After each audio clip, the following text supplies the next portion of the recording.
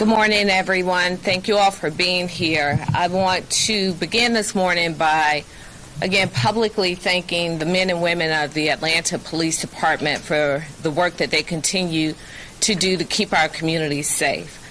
This year has been, I'm sure, one of the most challenging years in the history of law enforcement in our country. And even with all of those challenges, the men and women of APD continue to show up each and every day. The vast majority show up each and every day with respect and regard for our communities, wanting to have positive interactions with our communities and wanting to return home safely to their families, as well as sending people whom they may encounter back home safely to their families as well. So I can't say that enough. And I appreciate the leadership that has been given in the most challenging of times this year. We are here again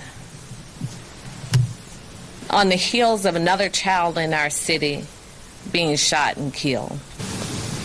I remember when I was growing up, my best friend Janae's mother, Mrs. Carter, would say, "Stray bullets know no names." And for the third time as mayor, I am standing here to talk about a bullet that took the life of a child in our city. And as we've talked about what I describe as this COVID crime wave, people have asked me if it's possible that I could get up and give a Friday night speech, reminiscent of the one that I gave May 29th. If only it were that simple. If it were that simple, I would give a speech every single day. But it is not that simple. The reality is this: there are too many guns on our streets and too many people in our communities who don't have regard for basic human life. You all covered my State of the City. In the State of the City, I made several announcements, putting an additional 250 officers on the street, expanding technology through the use of cameras, increasing the number of license plate readers in our communities. We announced just this week the One Atlanta Light Up the Night initiative, adding 10,000 lights on our streets to help make our communities safer. President Biden mentioned when he visited Georgia on Thursday that I personally asked for money in the American Rescue Fund for our cities so that we could expand violence interruption, violence prevention programs throughout this country. $5 billion was put into the American Rescue Plan, and I'm grateful for that. Despite the fact that APD has removed 2,000 guns from our streets and arrested more than 700 violent offenders, it's still not enough. And at some point, the responsibility has to be taken by all of us. APD responds to crime. You all have heard me say that a man was shot in his driveway, not 2 doors down from my home, where a police car stays 24 hours a day. He was shot and killed in his garage by someone who had an issue with him. So it is not enough that we have officers on every corner. APD this weekend had just shown up to a big fight between juveniles that apparently moved to another location, and an innocent person was killed. And I wish that I could wave a magic wand or give some speech to make it stop. But until we address the number of guns in the hands of criminals on our street, and if I could do it from the city level alone, I would. But until our state leaders take a look at the most lax gun laws that we have in this country and the way that guns get into the hands of criminals, until that happens, I am so sad to say that this likely will not be the last time I stand here. I said to my 19-year-old son this weekend, every time my phone goes off and I receive that notification about a shooting in our city, I said, each time you don't answer the phone when I call you, you are taking years off of my life. Because when I get that notification, I don't know whose child it is. I don't know whose husband or wife it is. So like every other person in this city who has someone they love in this city, I began making calls, beginning with looking for my children to make sure they are safe. So you can say what you want to say about what you believe to be my deficits. People are entitled to their opinions, but don't ever question whether or not I care. My love for this city is deeper than probably many others standing here, because my family goes back 100 years in this city. So whether I am mayor of this city or not, I'm going to do everything that I can possibly do to keep our community safe. So we're going to do more today, beginning with announcing a working group that will be represented from people across this city. Will be a small working group, but I am going to ask this group to give me recommendations in the next 30 to 45 days, short-term recommendations on what more we can possibly do. We've announced a job training program, employing 1,000 kids this summer. With the money in the American Rescue Fund, potentially we can do even more, helping to employ kids, sending them out to work with small businesses that perhaps can't afford to pay people to work in their businesses. But if there's more we can do, I'm asking this working group to give us recommendations, and also asking them for 90-day recommendations for long-term plans that perhaps will go beyond what we are already doing. There's also been a lot of discussion on whether or not Rodney Bryant serving as interim has something to do with crime in our city. Now, I think that it is a ludicrous conversation, because this COVID crime wave is being experienced across the country. But let me tell you what I know about Rodney Bryant. When I was a city council member, he was my zone commander. I got to know him. I got to know how he cares for our communities, how he works alongside our communities, how he responded to our communities. I saw it firsthand. So after 30 years, when he took a well-deserved retirement, when we needed someone to step in as interim corrections chief, I asked him to come back. And you know what he said? He said, I will do whatever I can do to help this city, Mayor. If you need me back, I will come back. On May 29th, when this city literally was burning, I called Chief Bryant and I said, please come and take over the Joint Operation Command Center, because I knew what he had done when he was deputy chief and the role he played. He said, Mayor, whatever you need me to do, I love this city, whatever you need me to do. When it was time for me to appoint him as interim chief, he again said, I will serve for as long as you need me to serve, whatever you need me to do. I love this city. So I don't want there to be any question on whether or not I have confidence in the leadership of Chief Bryant. So while I know the men and women of this department respect him and they know him, whether his title is interim or permanent, he's still showing up and he's leading every day.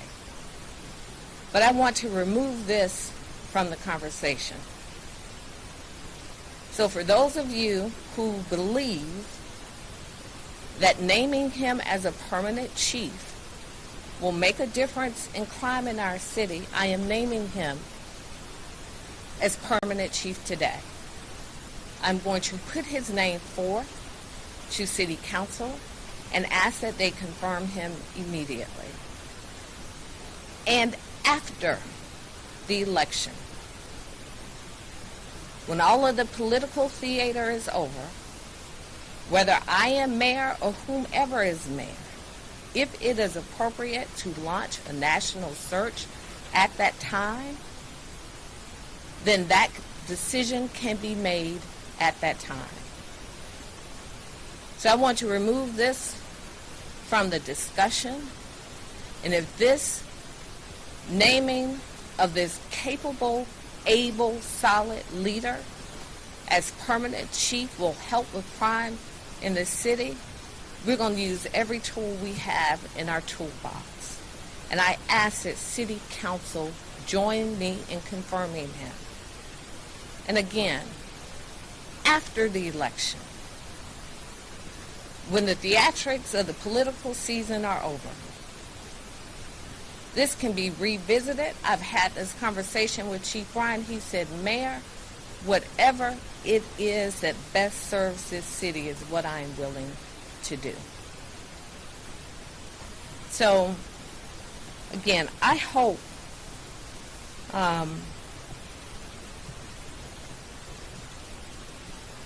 and pray this is the last time I have to stand here to talk about a child being killed in our city, 15-year-old Diamond Johnson.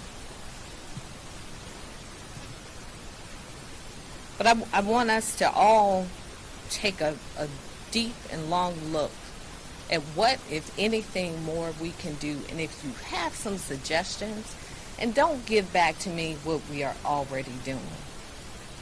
I don't need a repeat of what's being done and what's being contemplated. If you have something new, give it to me. Because we'll look at it and we'll determine if it will help with the crime that we are experiencing in our city. There were multiple shootings over the weekend. We're not even in summertime yet. And we know what summertime often brings in terms of crime. So I am going to ask Chief Bryant and his team to share additional details on that, and then I will come back and I will be happy to address any questions that you all may have.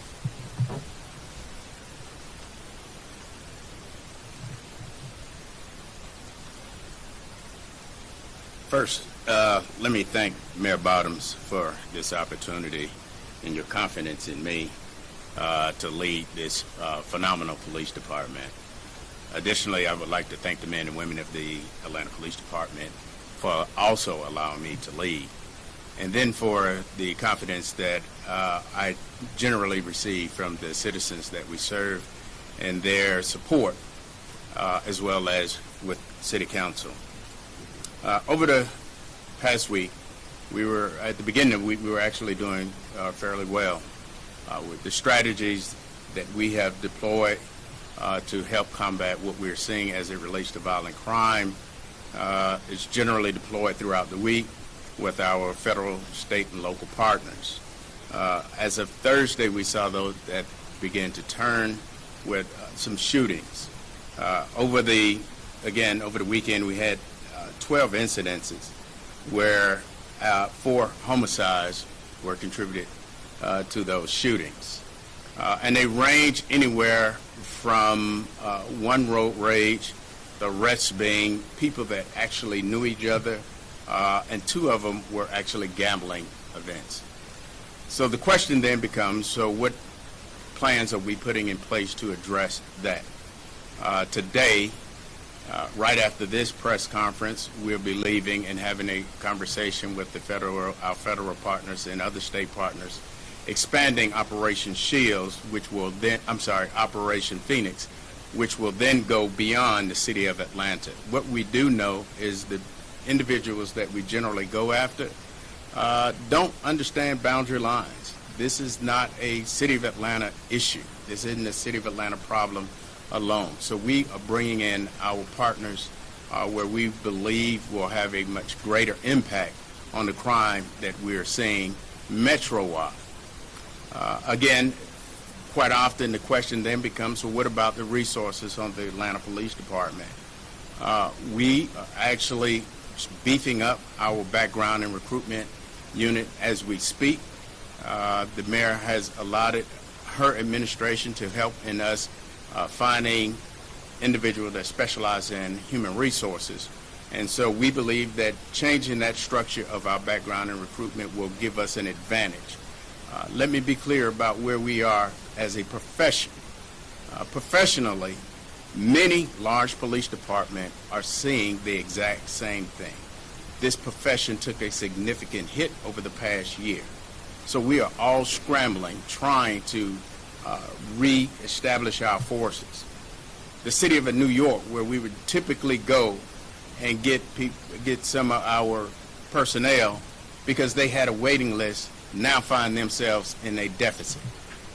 And so that is the challenge that we have, not just in the city of Atlanta, not just in DeKalb County, not just in Cobb County, not just in Riverdale. That's nationwide that we are having to compete for candidates to become police officers.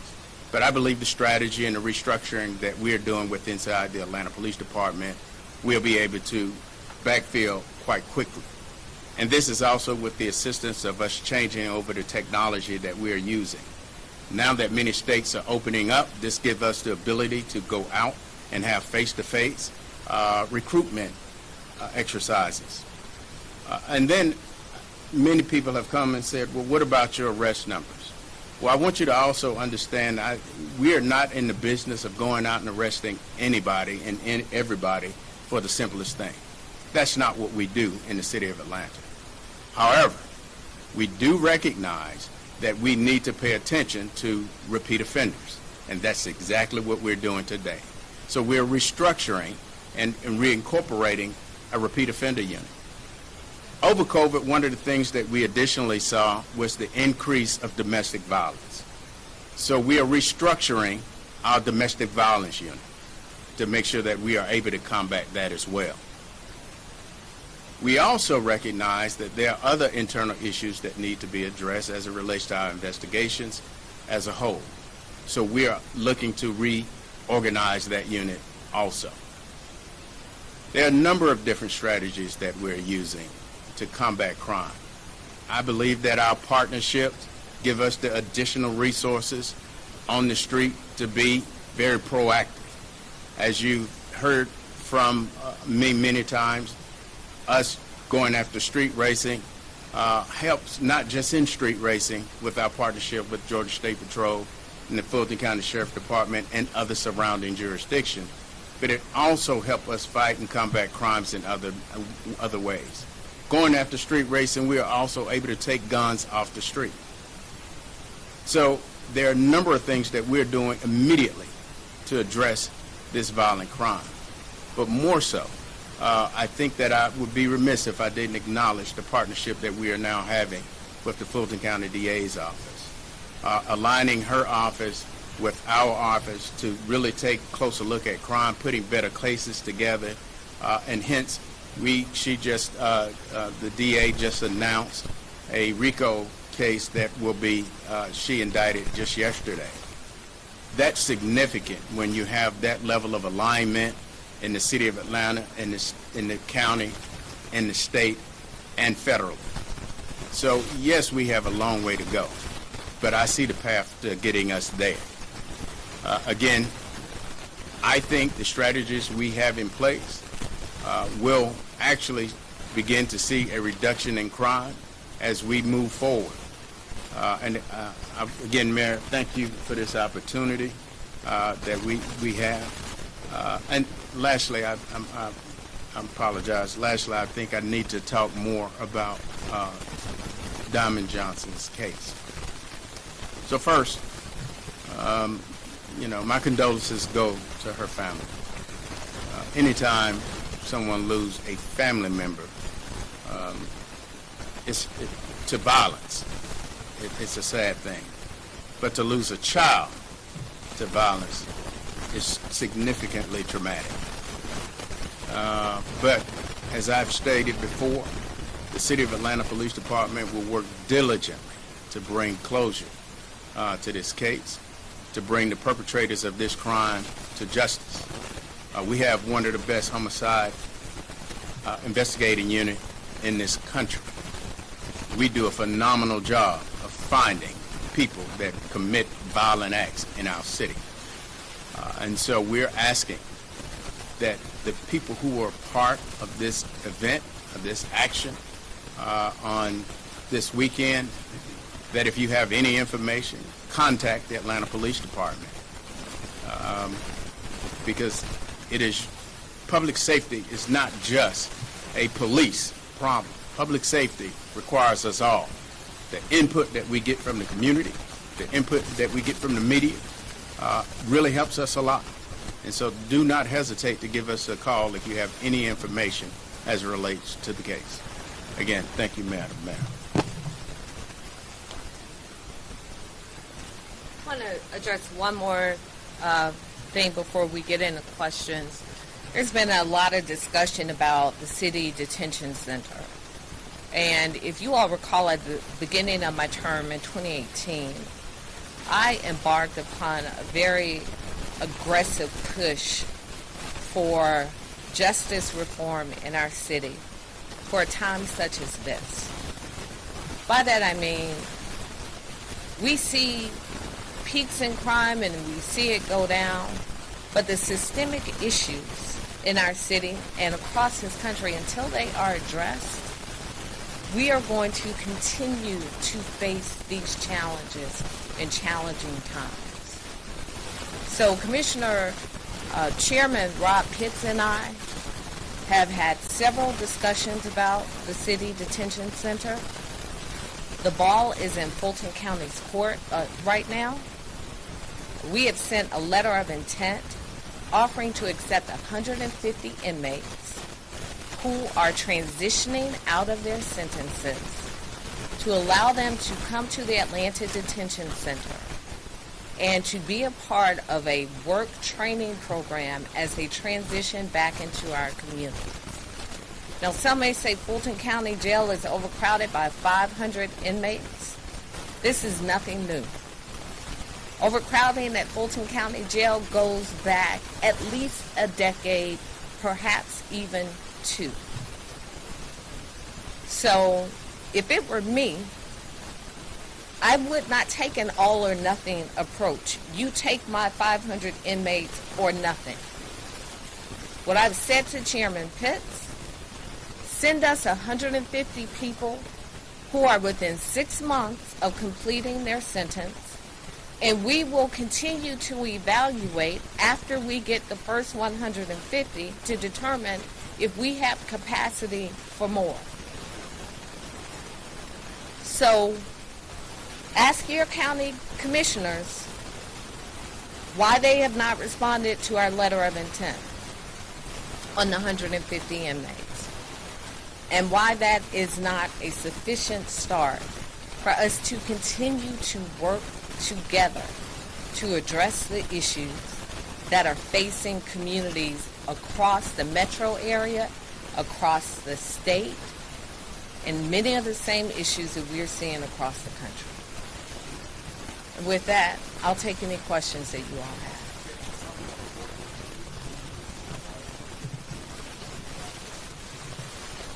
There are several people who we are going to invite. They have not received their call. They are likely receiving their calls as I am standing here now. So I don't want to put anyone on the spot and surprise them by announcing their name if they've not received their call yet this morning, but as soon as we have an acceptance from those we are extending an invitation to, then we will release those names.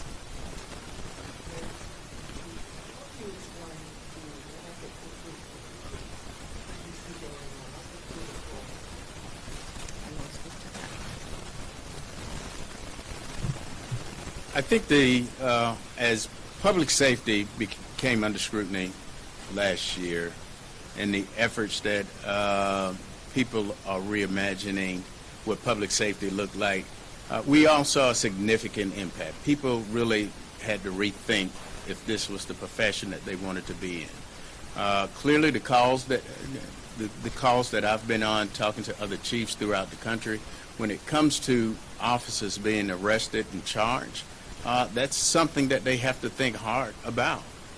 We faced it here in our city, in our county, and other agencies have saw the same thing. And so people have to reevaluate that. We had many officers during that exact same time that also were coming under, as they are out on the front line protecting this city, come under attack from outside agitators. And that wore on not just that officer, but their families. And so they had to take that into consideration. So they're reevaluating. We have to, but we also know that policing has to rebrand itself. We didn't get it all right. We messed up as a profession. And so we have to fix that. And we're in the rebranding stage as well.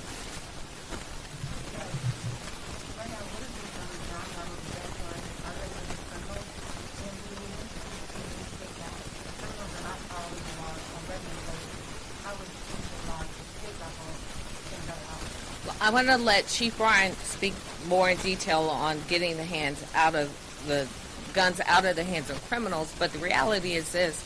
In Georgia, we have some of the most lax gun laws in the country, anywhere in the country. And so when we begin to look at strengthening our background checks, the loopholes that we have, when we look at assault weapons bans and et cetera, I think a byproduct of that will be that people who should not have guns in their possession, it makes it more difficult for them to get guns in their possession.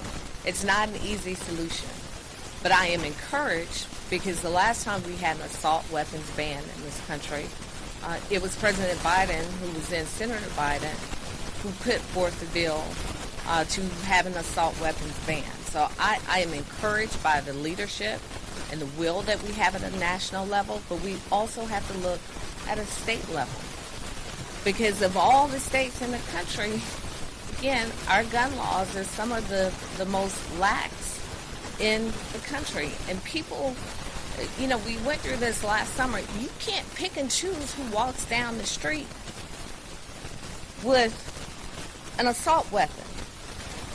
So when it was people marching and claiming their Second Amendment right, which everyone has an absolute right to claim, we didn't get the uproar like we got when there were other people walking down the street and marching under another banner and mantra with open weapons. So it goes all ways. This is an open carry state.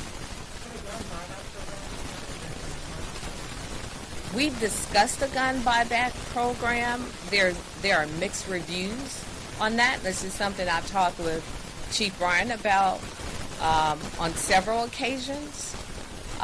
There are other legality concerns with that. And it gives me an opportunity to make another point. What I most appreciate about Chief Ryan is he is not afraid of disagreeing with me. Because a lot of people won't tell you, as the mayor, what you don't want to hear. He will tell me when he disagrees with me. The gun buyback program is one that he doesn't agree with me on. But because I have respect for him, I've said to him, this is something we won't do. But he can speak more about his concerns and the success with gun buyback programs. I think the feedback that I've gotten on those programs, people feel real good about them, but it doesn't make much of a difference. But I'll let Chief Bryant speak to that, and also to the additional efforts in removing guns from the hands of criminals. Thank you. As it relates to gun buyback, there are, as the mayor stated, pros and cons to it. The pros are there's still one less gun on the street. The cons to it is criminals generally don't go and turn in their weapons.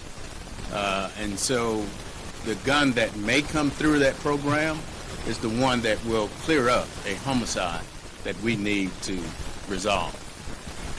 And so there are mixed reviews as it relates to where that happens.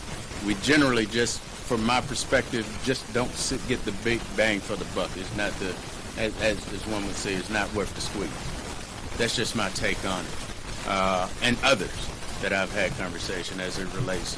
This is a conversation that we have in many professional conferences and conversations. What we're doing to get more guns off of the street, as I stated in Operation Phoenix, that's a federal partnership. The ATF is a significant part of that. I've had a number of conversations with the SACs on how we can disrupt the number of weapons that are in our streets.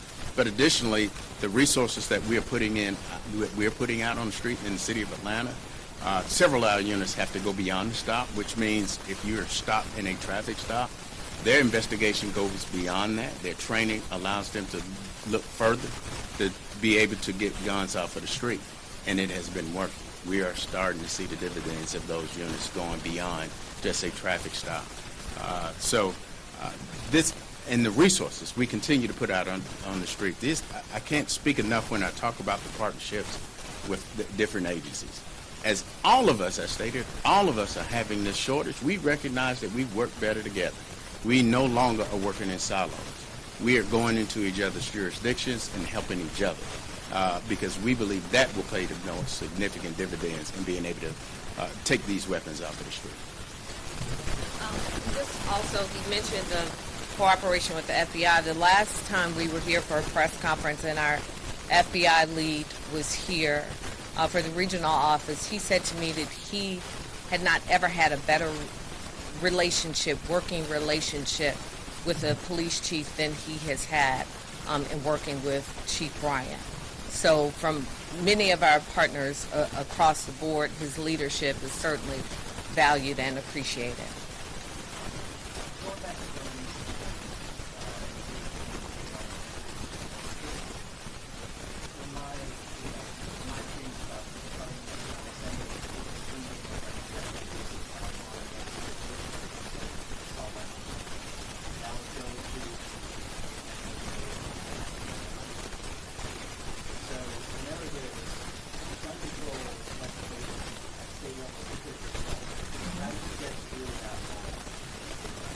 Well, and again, I want to make this clear because I don't want anybody to twist this. I am not trying to take a gun out of the hand of someone who is lawfully entitled to carry a weapon.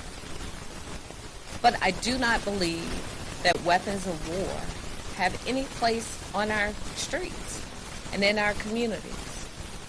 And it is frustrating. And we know that the state is slowly but surely changing.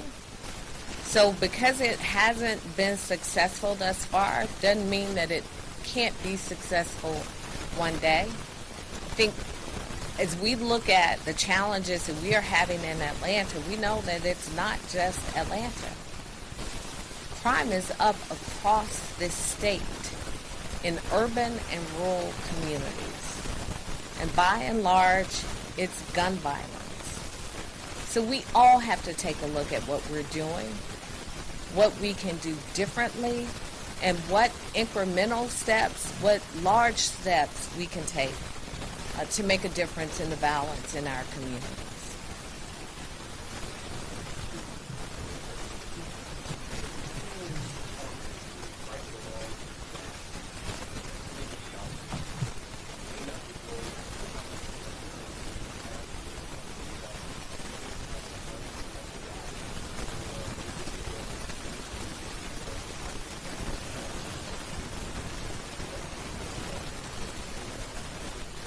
Outstanding. Good question. One of the things I think we have to do, I'll be reaching out to the DA to have her come in and talk to our leadership, now our men and women of the Atlanta Police Department, to let them know how the process actually works. One of the greatest fears that these officers have is that they will lose not a job, but they will lose their freedom unjustly. And so I think that if we invite her in to have a conversation to change the perspective of the men and women, that we will start to see a difference. But again, it was a challenging year. We are moving forward. Slowly but surely, we are getting there. The morale of the Atlanta Police Department is improving. And we are seeing it not just in the conversation of the officers, but also in what we're seeing in the numbers.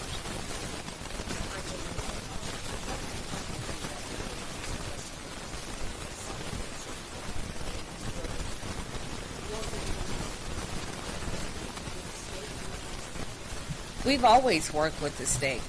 Chief Bryan, I know, speaks regularly with the head of the State Patrol. We coordinate on a number of efforts in the city.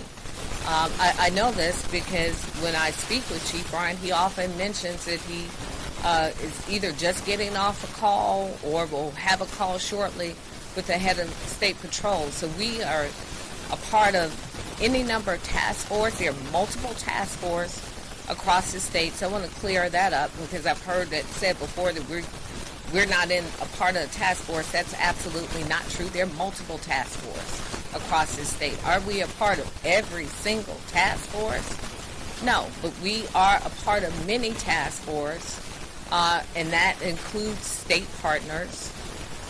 We coordinate with State Patrol to assist us with any number of challenges that we have in the city. I know that there have been times, well, I'm gonna stop. Yeah. So, anything else on that? Okay.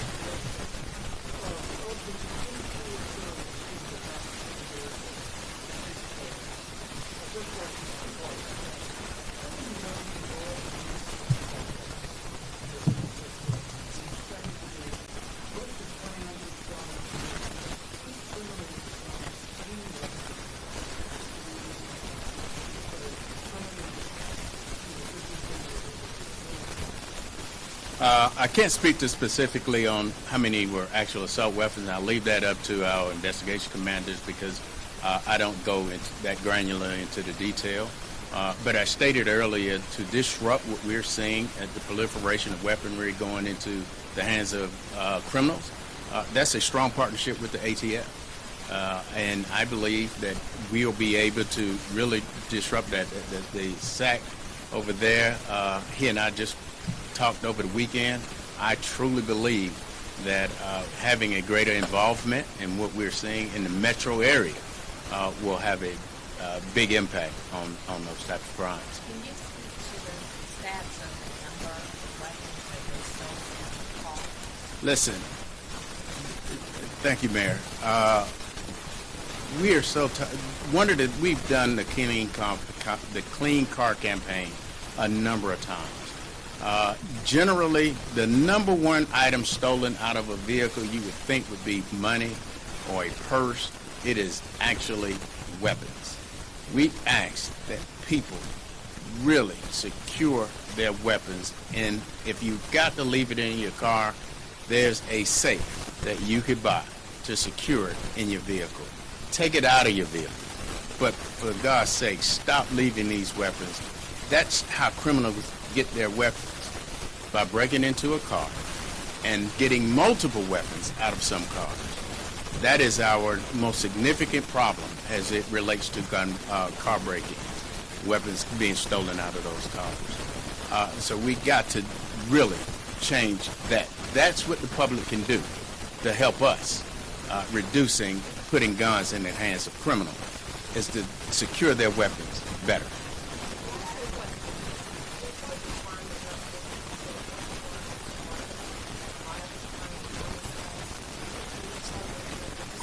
Great question, Angelique, and I think we need to put things in perspective as it relates to crime.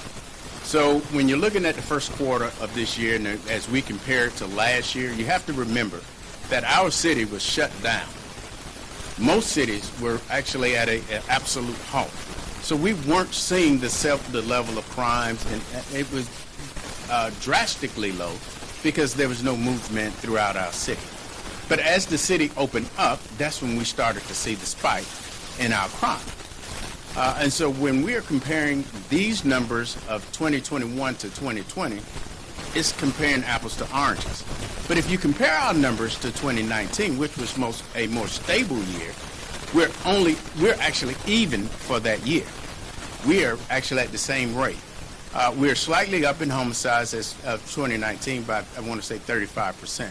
So that 50%, that 60% that you're seeing is compared to last year. I truly believe the strategies that we have in place will reduce as we go into the summer. As long as we aren't distracted and we are able to do the things that we are supposed to do, being proactive. And then lastly, I think I'd be remiss if I did not speak to us being able to give our children resources. One of the things that we have to do that we didn't have to do in the past, our intelligence, where we had to track where crime was going to be committed. That's what we utilize our intelligence to tell us what's going on.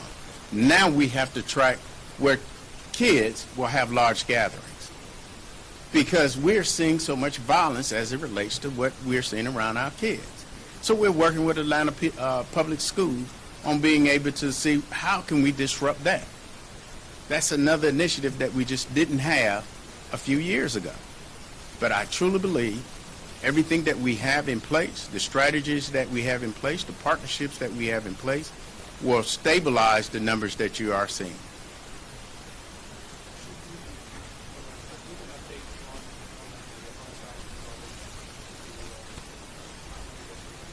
I'll turn that over to Chief Hampton, because since I got him up here all dressed up, I want him to have something to say.